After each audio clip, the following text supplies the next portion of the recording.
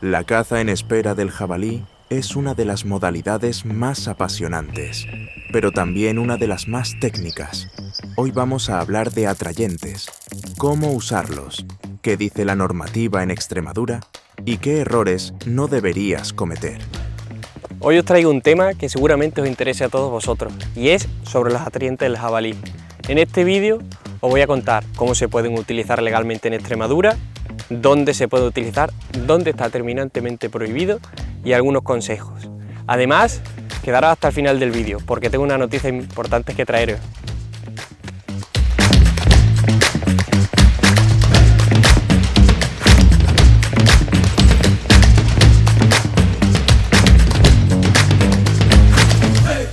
En Extremadura, la normativa sobre atrayentes varía según el tipo de coto.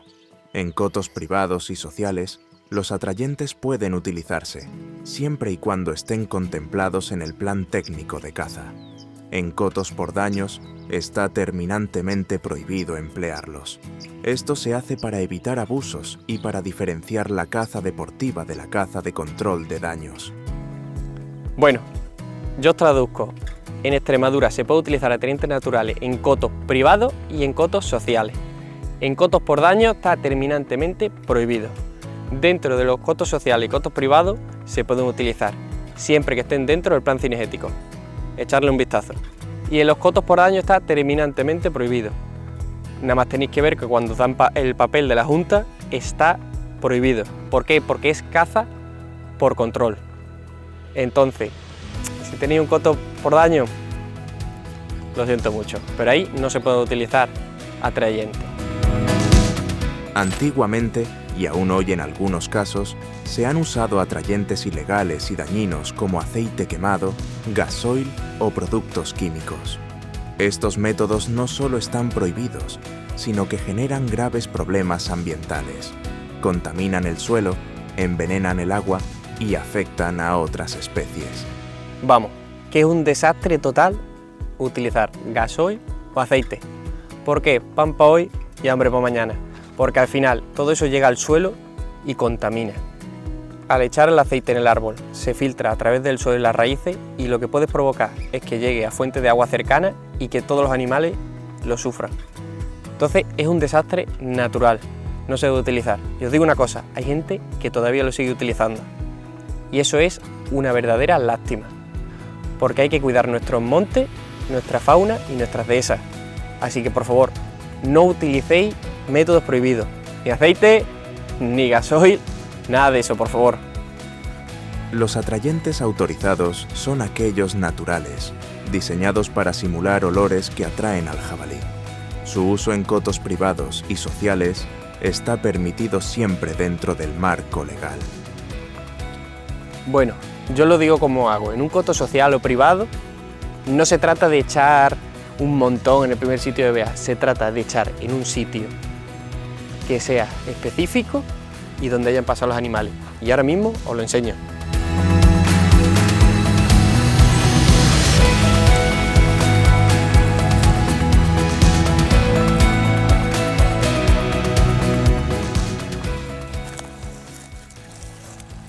Bueno, lo que yo hago cuando llego al coto, por ejemplo, es buscar siempre los rascaderos naturales. ¿Por qué? Porque es donde los animales suelen venir a rascarse. Entonces, si tú lo echas en algún árbol por ahí, puede que entre alguno de paso, pero lo primero que tienes que buscar es los sitios naturales. Algún rascadero natural, que puede ser como este, no lo tienen muy seguido, la verdad, pero aquí se podría echar. Además, otro consejo es que menos es más. No llegue y aquí a la primera de cambio y eche todo el bote. Al revés, echa un poco porque el animal, si huele mucho a algo extraño, va a dudar y va a extrañarlo.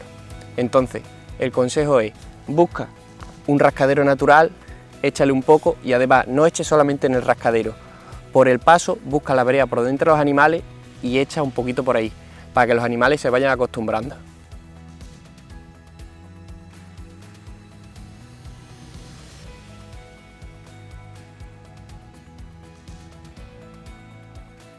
Como último consejo, y después de estar tanto tiempo probándolo, buscar superficies rugosas.